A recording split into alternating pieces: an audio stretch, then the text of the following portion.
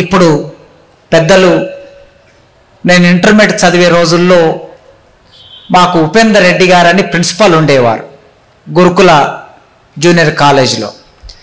ఆయన రోజు ఒక పుస్తకాన్ని పట్టుకొని కాలేజీకి వచ్చేవాడు. ఇట్లాంటి ఒక పుస్తకం రోజు ఇట్లా కాలేజీకి వచ్చి స్టడీ అవర్స్లో తిరుగుతూ ఉండే, అటు ఇటు తిరుగుతూ ఉండే. ఆ పుస్తకం పేరు ఏమిటబ్బా అని చూడాలని కోరిక నాకు. ఆయన ఇట్లా పోతుంటే వెనకంగా నడుచుకుంటూ పోయేది పుస్తకం పేరు చూడడానికి. ఆయన ఇట్లా వెనక్కి తిరిగి ఏ అనేది అంటే, ఏం లేదు సార్, కడుపు నొస్తుంది, హాస్పిటల్ కోత సార్ అనేది. అయిపోయింది. మళ్ళీ నెక్స్ట్ రోజు వచ్చేది, సార్ లైబ్రరీలో ఒక పుస్తకం కావాలి సార్ అనేది. అట్లా 2-3 రోజుల తర్వాత ఆయనకు అర్థమైంది నా బాధ ఏందో. ఇదో ఈ పుస్తకం చదవని ఇచ్చాడు. ఆ పుస్తకం రక్తం సూర్యుడు. ఆ రక్తం సూర్యుడు 94లో నేను ఇంటర్మీడియట్ ఉన్నప్పుడు, అంటే సరిగ్గా 30 ఏళ్ల కిందట శివారెడ్డి గారు రాసిన ఆ పుస్తకాన్ని నా చేతిలోకి ఇట్లా ప్రేమగా తీసుకున్నా.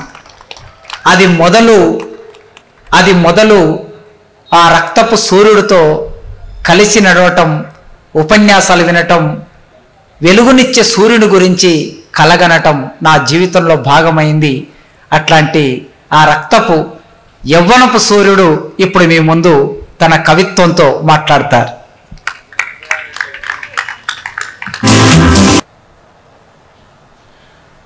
ఇంతమంది మాట్లాడిన తర్వాత, ఇంతమంది పాడిన తర్వాత, మిమ్మల్ని ఓలలాడించిన తర్వాత ఈ ముసలాడు మీ ముందు ఏం మాట్లాడతాడు?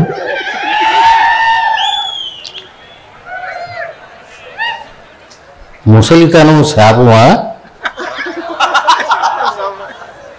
అందరూ ముసలాళ్ళు అవుతారు రేపు, మీరు ఎట్టానే ఉండరు. మా కోడ ఒక ఆవిడ ఉంది, నేను కట్టుకుపోతావా, ఎన్నాళ్ళు ఉంటావు అంది. నేను కట్టుకుపోను, నువ్వు కట్టుకుపోవు, నువ్వు ఇట్టానే ఉండవు, నువ్వు మట్టిలో కలుస్తావు అని చెప్పా.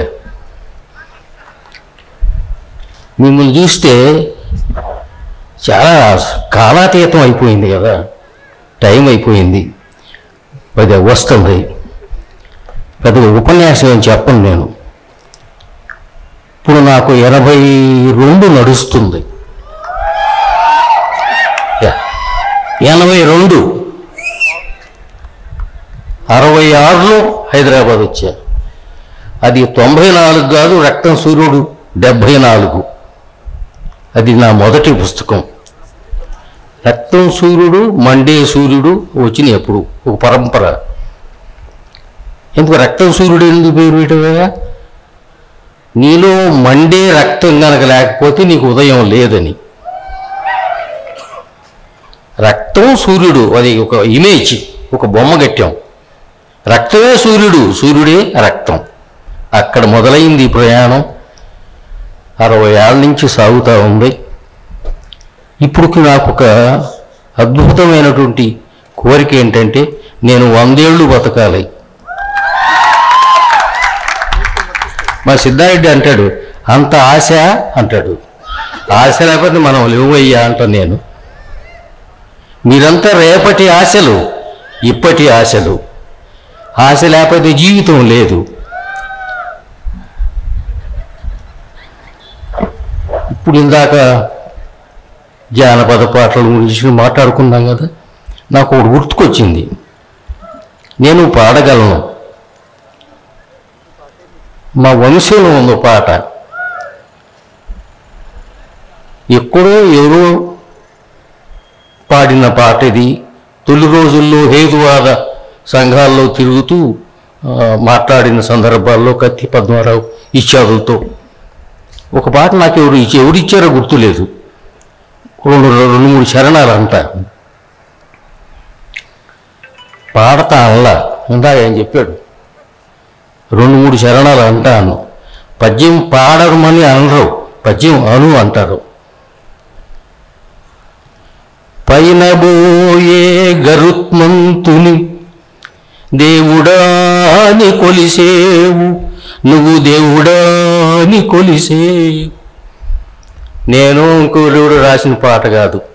పొలాల్లో పనిచేసుకుంటూ ఒక పాట కట్టాడు. పైన బోయే గరుత్మంతుని దేవుడాని కొలిసేవు, నువ్వు దేవుడాని కొలిసేవు. దీంట్లో తార్కికత ఉంది, లాజిక్ ఉంది. అది దేవుడు, అది దేవతైతే కోడి పిల్లల తన్నున అన్నాడు. అది ఆ దేవుడు దేవయుడు అయితే కోడి పిల్లలు దండిద్దా అని ఒక ప్రశ్న. ఏ చదువు రానాడు, పొలాల్లో పనిచేసుకునేవాడు, వ్యవసాయదారుడు శ్రమ చేస్తూ ఈ పాట అన్నాడు. ఆ దుఃఖం ఆగలేక, దుఃఖమే నేను పాడటం కుదరట్లా, చాలా దుఃఖపూరితంగా ఉంటుంది ఇది.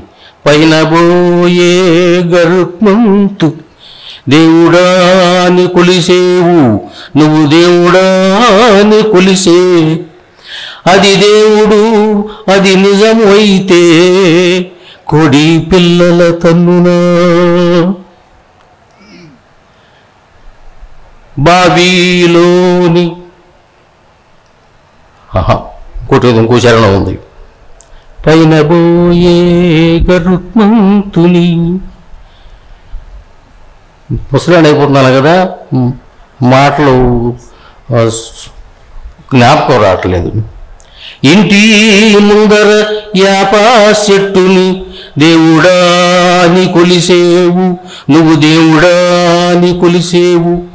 యాప చెట్టుని మనం నాంచారమ్మని దేవతలా కొలుస్తాం, గ్రామదేవత.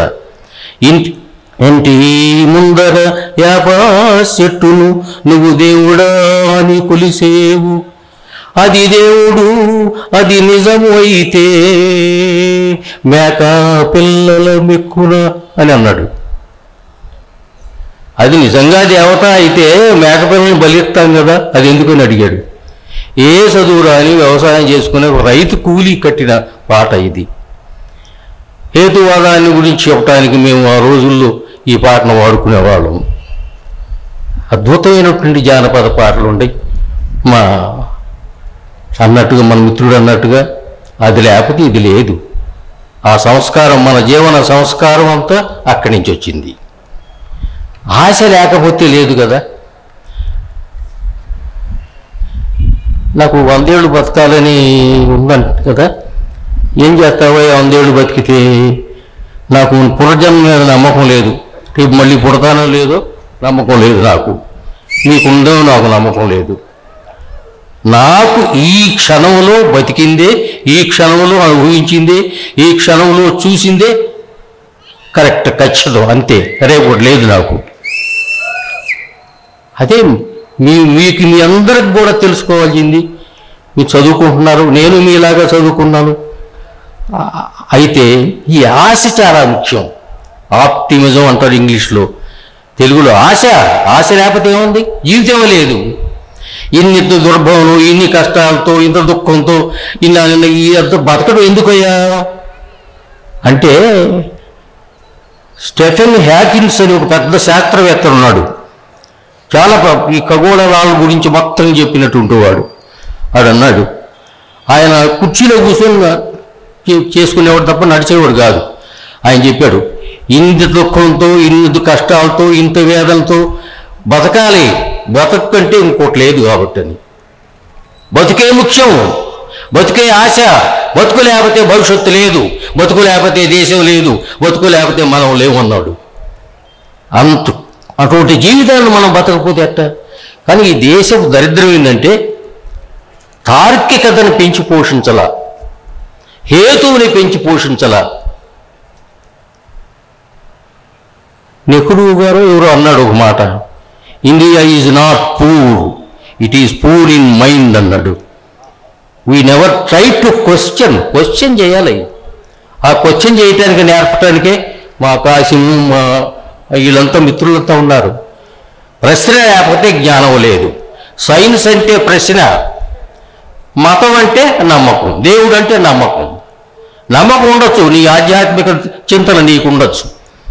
ఎక్కువసేపు మాట్లాడటం వద్దు. చూడు, ఓ పద్యం చదువుతాయి ఏనండి. ఎంత ఎక్కువ కాలం బతకటానికి వీలుంటే అంత ఎక్కువ కాలం బతకాలి. బతకడం. నేను అప్పుడప్పుడు సుల్తాన్ బజార్లో ఒక ఆయన ఈ బోర మీద కాళ్ళు చేతులు కుంటికి అయిపోయి ఉంటాయి, ఈ పొట్ట మీద పాకుతూ ఉంటాడు. మనమోట అడుగు ఈ బతుకు బతకపోతే ఏమిటి అని అనిపించింది, నాకు కూడా నీకు కూడా అనిపించచ్చు. కానీ బతకడమే ముఖ్యం. ఎంత ఎక్కువ కాలం బతకటానికి వీలుంటే అంత ఎక్కువ కాలం బతకాలి. ఇంత అందమైన ప్రపంచంలో మళ్ళా కాలు పెడతానో లేదో, ఇంతకంటే అందమైన ప్రపంచం నాకు ఎక్కడా లేదు. ఇంత అందమైన ప్రపంచంలో మళ్ళా కాలు పెడతానో లేదు. సరిగ్గా లేని వాటినంటిని సరిదిద్దాలి. ఏం చేస్తావా ఉండి బతికేం చేస్తావు? మా కాశ్మీర్లాగా మీటింగ్లు పెడతావా? బ్రహ్మాండం చేస్తావా? ఎంత అద్భుతమైన సభ ఏర్పాటు చేస్తాడు నేను ఊహించలేదు. చాలా అద్భుతమైన సభ. కవి సమ్మేళనాలంటే ఇట్టానే ఉండాలి తప్ప 4 గోడల మధ్య కాదు. ఇందాక మా కాశీంతో చెప్తున్నాను, అస్సాం సాహిత్య సభ అని ఒకటి ఉంది. కొన్ని లక్షల మందిని పోగు చేసి కవిత్వం చదవమంటారు వాళ్ళు. లక్షల మంది ఆడిటోరియంలో, మన ఎల్బీ నగర్ స్టేడియంలో దాంట్లో కూర్చోబెట్టి చదవమంటారు. అంటే ఇక ఇక్కడ ఎక్కడో సుందర విజ్ఞాన భవనం చదువుకునేవాళ్ళు ఇక్కడ చదవమంటే ఇంకొక చిన్న ఘటన చెబుతారు. ఎక్కువ టైము నాకు లేదు. ఒకసారి 20 మందిని నిజామాబాద్ తీసుకెళ్లారు మిత్రులు. ఒక పల్లెటూరు తీసుకెళ్ళి కవిత్వం చదవమన్నారు. అక్కడ అంతా ఆడాళ్ళు చేరారు. సగం మంది మగాళ్ళు, ఎక్కువ మంది ఆడాళ్ళు. బీడీలు కట్టుకుంటూ కూర్చున్నారు వాళ్ళు. చుట్టలు తాగుతూ కూర్చున్నారు కొంతమంది. అక్కడ కవిత్వం చదువుతున్నారు. మాట పెద్ద మీసాలు తిప్పుకుంటూ పోయారు కదా, 20 మంది పోయారు. అసలు ఆ కవిత్వం చదవడానికి ముందు ఎక్స్ప్లెయిన్ చేస్తారు. పద్యం చదువుతున్నాడు. పద్యాన్ని ఎక్స్ప్లెయిన్ చేస్తారా? చేయకూడదు, న్యాయానికి చదవాలి అంతే. కానీ వాళ్ళకి అర్థమైద్దో లేదో ఏం చేస్తాం? అసలు మన కవిత్వమా కాదా, నాకు అందుతుందా లేదా అనేది ఆ రోజు తేలిపోయింది. ఆ రోజు ఒక మన తుక్కుడుపట్టి కృష్ణమూర్తి అని ఆయన తెలంగాణ మాండలికంలో యాసంలో రాశాడు. అది అద్భుతంగా వీలింది. ఆ రోజు కొత్త భారతం అనే పేరు పెట్టి చదివాడు. వాళ్ళకి అన్నింది, బ్రహ్మాండంగా చదివింది. వాళ్ళంతా పెద్ద పెద్ద మీద చదువుకోండి, ఎవరు కూడా అక్కడ కుదరలేదు, చదవలేదు. ఎవడి కవిత్వం వేళ ఆయన వీలింది. అట్లనే ఎంత ఎక్కువ కాలం బతకటానికి వీలుంటే అంత ఎక్కువ కాలం బతకాలి. ఇంత అందమైన ప్రపంచంలో మళ్ళీ కాలు పెడతాను లేదో, ఏం చేస్తావు? ఇక్కడ సరిగ్గా లేని వాటినన్నింటినీ సరిదిద్దాలి. మనుషులను బాగు చేయాలి, సుందరమూర్తులను చేయాలి. ఈ బతుకు ఇచ్చిన మహత్తర అవకాశాన్ని సద్వినియోగం చేయాలి. ప్రతి చెట్టుకు ఒక పోయి పూయాలి. రాత్రి పగలు పాటలు పాడాలి, పాటలు రాయాలి. మానలాగా రాత్రి చెగులు పాటలు రాయాలి, పాడాలి. గొంతెత్తి ఉచ్చేశ్వరములు అందమైన మనిషిని కూర్చుని పాటలు పాడాలి. మనకంటే అందమైంది ఏం లేదు ఈ ప్రపంచంలో. అందమైన మనిషిని కూర్చి పాటలు పాడాలి. శ్రీ సువిశారోధములో భూమి నుంచి విశ్వంలోకి, విశ్వం నుంచి భూమిలోకి ప్రయాణించాలి. మనం చూసేది చాలా స్వల్పం, చిన్నది. చాలా విశాలమైన ప్రపంచం. కొన్ని గోళ్ళు చెప్పనక్కర్లేదు, అట్లా విస్తరించుకుంటూ పోతుంది. ఎక్స్క్యూజ్ మీ,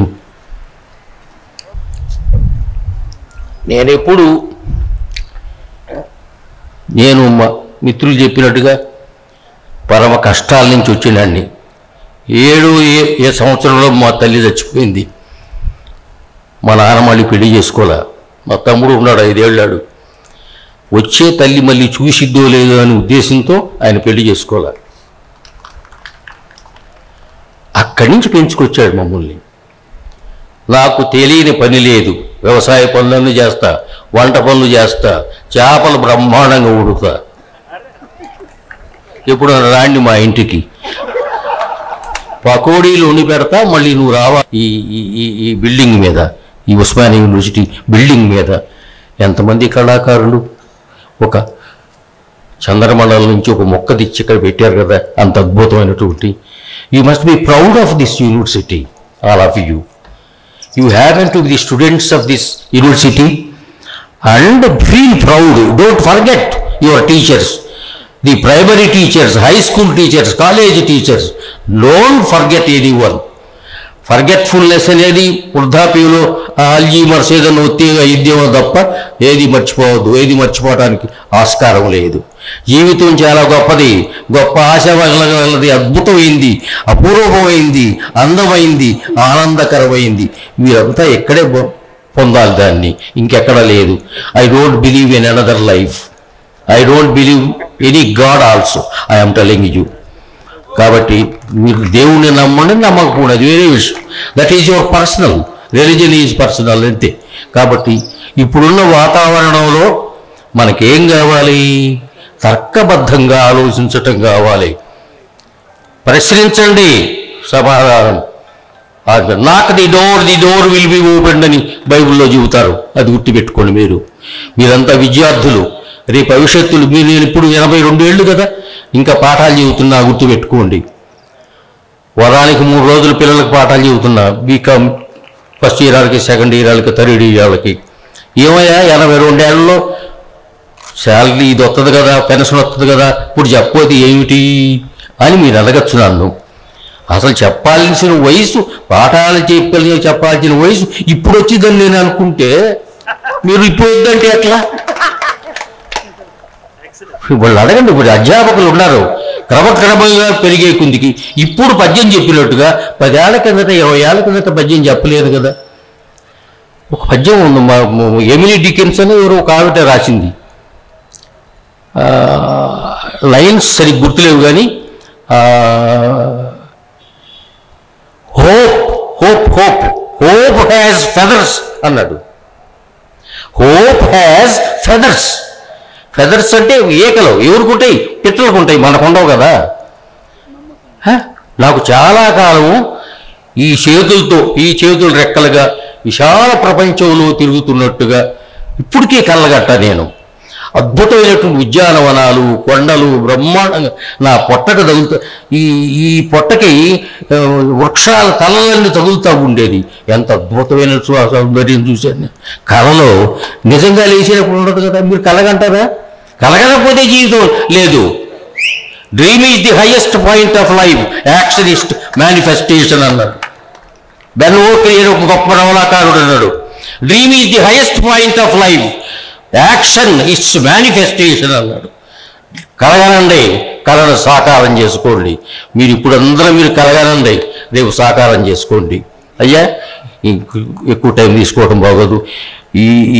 నన్ను ఇక్కడికి పిలిపించి ఈ 4 మాటలు మాట్లాడించి ఈ పద్యం చదివించినందుకు మా కాసింకి, ఇక్కడ కూర్చున్న మిత్రులందరికీ ఎంత అద్భుతమైన పద్యాలు చదివారమ్మా మీరు.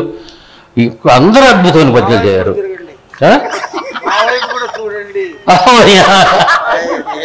సారీ వీళ్ళిద్దరు ఉంటారు, తల్లు గోపాలు, పల్లిపట్టి నాగరాజు. ఆడేవుడు అన్నాడు, వీళ్ళిద్దరు యువ పురస్కారం వస్తే శివారెడ్డి ముందు వారం రాశాడు కాబట్టి వచ్చింది అన్నాడు ఎవడు. వాడు ముందు నిజం. ఈ నాగరాజుకి అవార్డు వచ్చిన సందర్భంలో 2 గంటల చర్చ జరిగింది ఆ పుస్తకం మీద. చర్చ జరిగిన తర్వాత ఆ 3 జ్యూరీ మెంబర్స్ ముందు 4-5 పద్యాలు చదివి వాడు ఓటేస్తే ఈ గాడ్ ఇట్. అద్భుతమైన మీరు విన్నారు. మీరంతా కవులే. కవిత్వం రాయని కవులు ఉన్నట్టు మీరంతా మీరే కవులే. కవులు కాదు, కవిత్వం రాయని కవులు ఉంటారు, కవిత్వం వినే కవులు ఉంటారు. అందుకని మీరంతా కవులే. ఎవడైనా పద్యం రాయొచ్చు. శ్రీశ్రీ అంటాడే ఇది కవిత్వం నేను రాసేవాడని. అట్లా రాయమనే కదా మేము అడిగి. దానికి చంద చక్కర ఏం అక్కర్లేదు. పాట కంటే లయ కావాలి కదా. వచ్చిన కవిత్వానికి లయ అక్కర్లేదా? అక్కడ జరిగే వచ్చిన కవిత్వానికి కూడా ఒక లయ ఉంది. దాని వాక్యానికి, వచ్చిన వాక్యానికి కూడా లయ ఉంటుంది. అవన్నీ ఇప్పుడు మరొకసారి మాట్లాడుకుందాం. ఇవాళ నన్ను ఇక్కడ పిలిపించి చేసినందుకు మా కాశీకి, నన్ను ఇక్కడ కూర్చోబెట్టి ఎంత అద్భుతమైనటువంటి కవిత్వం వీళ్ళందరికీ వీళ్ళందరికీ కూడా ధన్యవాదాలు పెడుతూ నమస్కారం చేస్తూ ఈ మనాడు ఇక్కడ